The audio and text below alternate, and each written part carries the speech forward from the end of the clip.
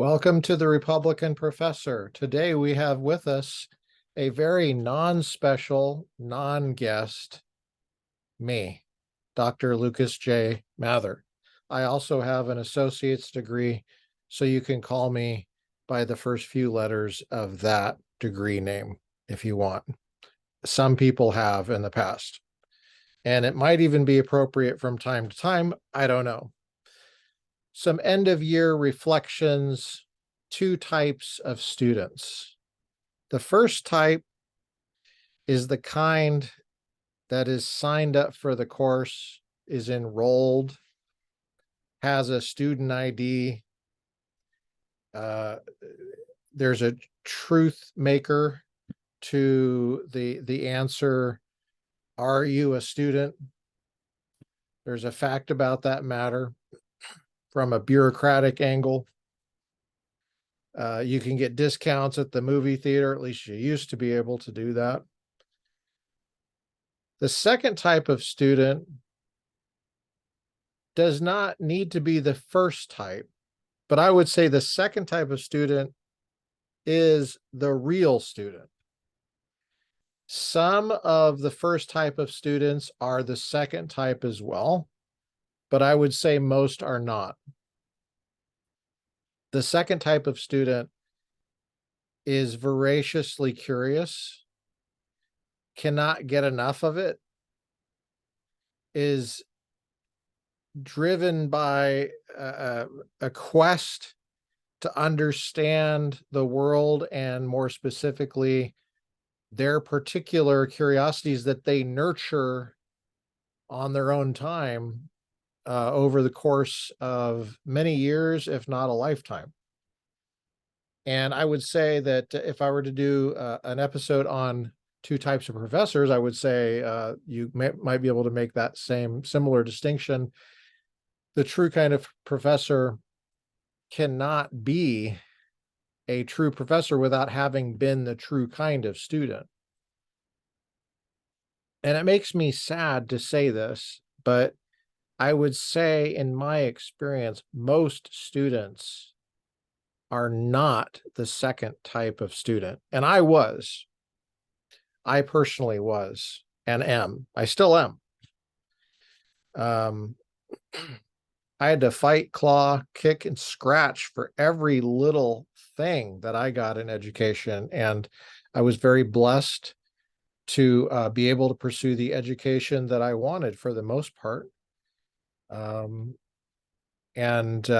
still, one of my favorite activities to do is to go to used bookstores and browse through and work on my little projects of the exciting discovery of what I might stumble into that is relevant to the lifelong projects that I'm working on in my mind and what I'm curious about.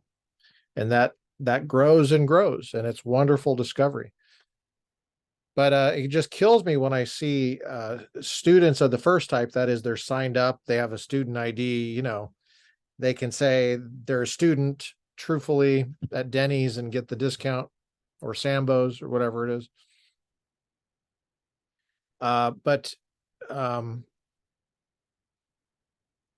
And the thing is that there's not a lot you can do about it. I mean, in Hollywood, presentations of popular professors are such that they have this awe-inspiring power to transform the mentally dead student into something like the second kind of student, which is the ideal student.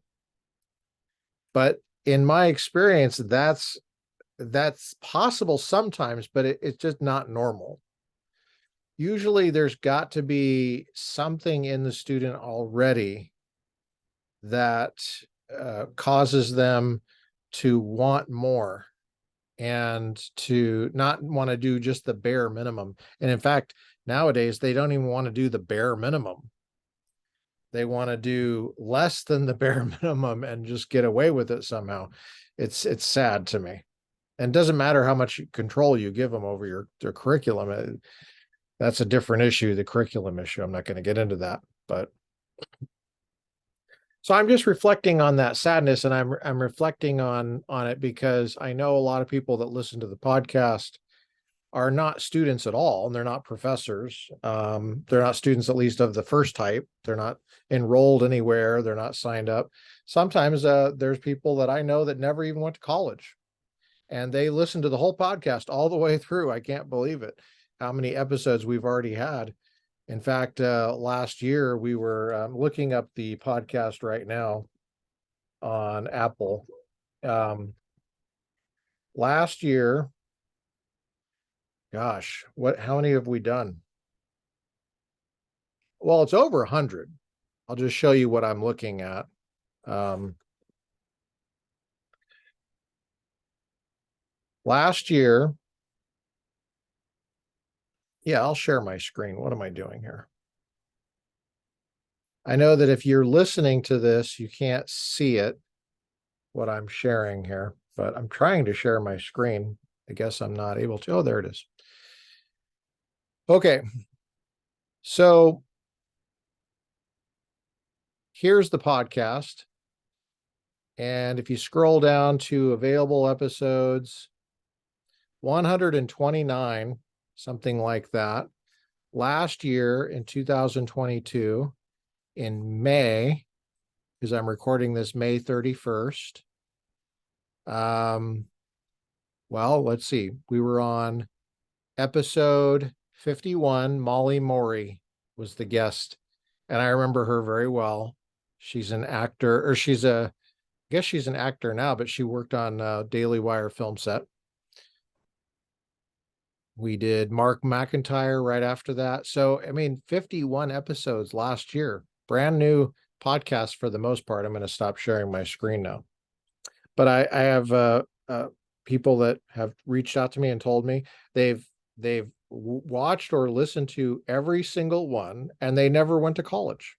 So I know that there's people that are like that, and that's the second type of student. It makes me really happy to see that there's the second type of student, which is not even enrolled anywhere, and they are just wanting to learn. They're wanting to attend to their curiosities and nurture them in a healthy way.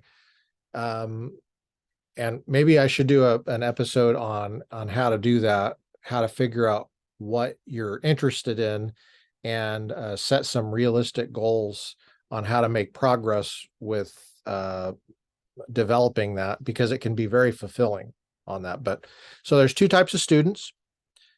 What I would say is there's the bureaucratic kind, and then there's the real kind. And the real kind can be anybody of any age. And if that's you, my hat is off to you. Thank you.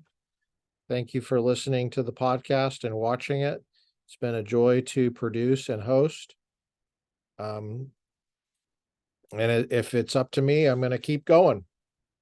So, what else did I want to talk about? Just miscellaneous stuff. We had a little bit of a slowdown because I had to move, and that was not up to me. So I'm just giving you a heads up on that. I got to make this quick tonight because my wife said, and these are her exact words, "You're not going to be in there forever, are you?" And so I said, "I don't think that I will be in there forever." So at the risk of not uh, proving to my wife that I'm mortal just like she is, and I won't live forever here doing the podcast, I do need to make this shorter than normal, which is what I think she meant. But she's an earthling, and so God bless her. But it's been an interesting year. I taught the American founding. I taught a course on Congress, two courses I'd never taught before. I taught political geography, which I'd never taught before. And I took some very interesting, I would say liberties, but that's not the right word. I just like using the word liberty anytime I can fit it into a discussion. I'll sometimes I'm at the grocery store and I'll say liberty, and they look at me like, what, as they beep beep beep beep the bread or whatever. But I was creative with how I did it, and I didn't do it like I think a lot of people do it, because I wanted to try some things out, and I thought it was successful. um it's always a mystery. It's very difficult to measure quality teaching, I think. I certainly don't think these student evaluations do it. And part of the reason I know that is because, or I think that is, that I was a student myself of the first kind and the second kind. And I had to do a lot of those teaching evaluations, and I never took them seriously at all, because if you're a true kind of a student, what I did was I was pretty, for lack of a better term, I was ruthless about how I conducted my mission of figuring out who I was going to take at what school, at what semester. I mean, I was obsessed.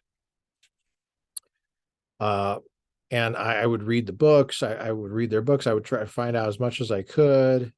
And so if I was in the class, I just had to be there. I mean, either I had to be there, or I, you know, there was no other options. But I, generally speaking, bent over backwards to take the best professors I could and fit it in with the projects that I wanted to work on for myself at that time. So I could give you tons of examples. I have 7 degrees. So, I mean, how long do you want to sit here? I'm not going to bore you with all that. But, so when I see students, it seems like the student evaluation, it's like, I just feel like it's got the cart before the horse in a way. Um, there's 2 reasons I think that. One is that the professor doesn't exist in a vacuum. And as an adjunct professor for many years, really, I feel like the students should have been evaluating the university or the school. And what's funny is that they're never given an opportunity to do that formally. And that's kind of odd, I think. I think it would be more helpful if you gave them an evaluation system of where they could evaluate what their perception was of the resources that the school gave the professor to do a good job. And you'll never see that. You'll never see an evaluation like that. But the second thing was, when you fill out those evaluations, I really honestly think, who cares? I mean, who freaking cares? Just do the dang work. And if it's worth doing, I really I feel like I should be filling out my own evaluation. How did I do? Did I push myself as much as I reasonably and healthily could to to expand my mind and my soul, and to understand the world, to develop my mind, my my comprehension, my depth, and my width of, and my ability to explain this to other people, my ability to make progress in it in the future on my own, like after the class. How confident am I going to be in picking up a book in this topic and understanding what it says? Whereas before the class, maybe I wouldn't be able to do that. So some random thoughts there. But I just want to let you know that I've very much enjoyed doing the podcast. I've enjoyed I pretty much all my guests. I can't think of any guests that I did not enjoy. And I'm going to continue doing it. It's been very difficult to do the scheduling. Some people are real pieces of work, and other people are just a joy and very easy to schedule. And it's very difficult to predict how that goes. But that was a very interesting learning curve of doing the production and interacting with so many different kinds of people from so many different walks of life and so many different specialties, so many different experts in different things, and trying to arm wrestle them down to a time and a date where we can basically record, and they give me their time so that I can try to help them share what they know with the world, with people that will interact with this resource in the future. And that's what it's all about. My mission is to try to create as many real types of students as possible, and I include myself in that.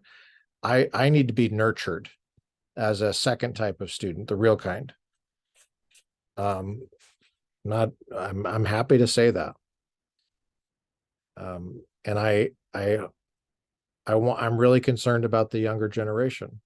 I want them to have resources for how to understand some ultimate issues of our time. So that's what the podcast is about, as anything that's related to American politics. So what kind of topics have those been? Wow. Let me just read off a few topics here. Thinking for yourself requires courage. Caring for elderly parents. How military service shapes a professor. That was with Shannon Holzer. Wonderful. How to be a Second Amendment activist. That was with Michael Schwartz. Stopping sexual assault. That was with Wendy Hoffman. Are miracles real? That was with J.P. Moreland, my metaphysics professor and my philosophy of mind professor. And on and on. How do we know things? That was with Trent Doherty, an epistemologist. How to artificially manufacture cues in LGBTQ. That was with Brenda Lebsack. She's a California K-12 public school teacher and also Orange County Board of Education member, elected official at one point. And that was very interesting. I would highly recommend you spend some time in that one. That was episode 12. Write the book that God gave you. That was with Paul Potter. There's the entrepreneur focus of Hunter's Blend coffee. How fun was that? Man. And if I know you and I don't say how fun was that with yours, please don't assume anything. I'm just in the moment here. I'm going to share my screen. I know if you're listening to this, you don't know, but you can't see what. There was a story of Alex Plato, how to become an atheist at a Baptist college, or he tried to become an atheist at the Baptist college. Oh man, he's a professor of philosophy, and his name is Plato. Can't make this up. There was a guy that we had that was a Toyota executive, and he talked about ministry and business. There was another guy that was a missionary in Africa, and he talked about higher education in Africa with Robbie Blanks. There was a guy that was a police officer. He had been a police officer and a Navy veteran, Chris Tye, Lieutenant Commander Chris Tye. Brad Cummings, he published The Shack, produced the film, and his latest project is the editor of the Founder's Bible. He's actually working on other stuff too. Dave Horner on his book Mind Your Faith and his story of staying sane on campus. How important is trust? I'll do a few more of these. I'm not going to go through the whole thing, but special guest that was Dr. Jonathan Reepseman, who's an epistemologist, and he studied trust. Trust is very important. Public high school logic teacher Rich Bordner came on. Man, that guy's incredible. That guy. I have shadowed him on the high school campus, and oh my gosh, 80-hour weeks, that guy. Holy cow. I don't know how he does it or how he did it. Dr. Keith Bueller, fascinating individual. He's got a PhD in philosophy, and he's getting into real estate. And he's a headmaster at a private school in California. Dr. Eric Greenberg of Loyola Marymount University was episode 24. We talked about labor issues. That guy tried to get me to join a union when I was at Loyola Marymount University. That was a fascinating discussion, and that story's in there. Nietzsche versus Jesus, Dr. Greg Gansel, taught at Yale for many years, I think 20 years, in the philosophy department. And he's working on a book on Nietzsche versus Jesus.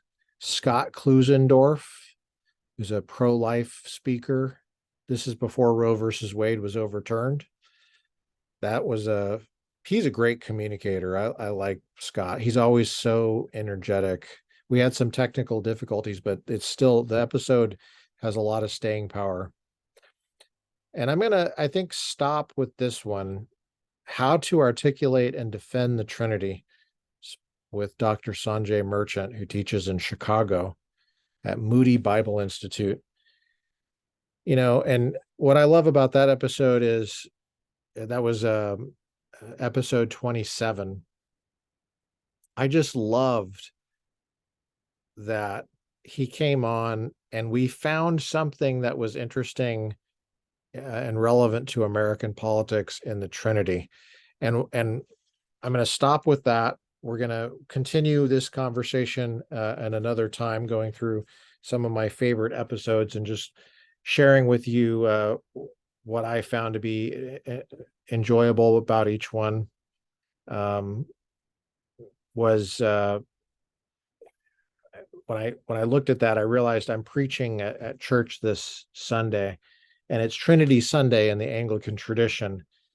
So I'm dipping back into the Trinity and trying to study it, and making sure I'm dotting all my T's and crossing all my I's. I'm going to stop sharing the screen now.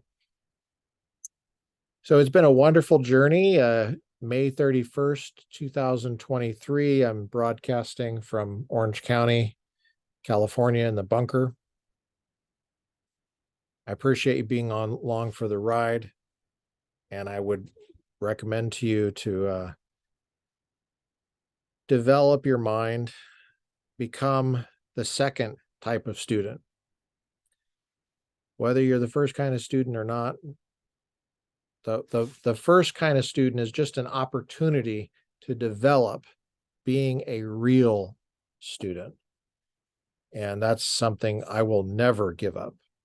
I will never give up. Part of the reason why I hate communism so much is that I feel like it's a deep threat to that obsession that I have, which is to be a true student. I'm constantly working on stuff. I can't share everything right now that I'm working on it, but I've got things on the burner in American history, in constitutional law, in theology, in philosophy, metaphysics, epistemology, ethics. I like to dip back into logic, which I taught for 15 years. Every now and then I read fiction and I write fiction. There's a novel coming up. There's actually two novels. That's fairly recent, the last year or two. I had to split the novel that I was working on into two because it was really not the same novel. So there's that. I love hunting and fishing and doing outdoor stuff. Second Amendment stuff fits in really wonderfully with that. But I mean, I'm working on all this different kinds of projects that have to do with the life of the mind. And I'm looking at one of my bookshelves right now. Okay, so I've got let me just give you a smattering of titles. There's a title on Woodrow Wilson. That's the progressivism topic I'm studying. There's a one on the Chicago School of Political Economy.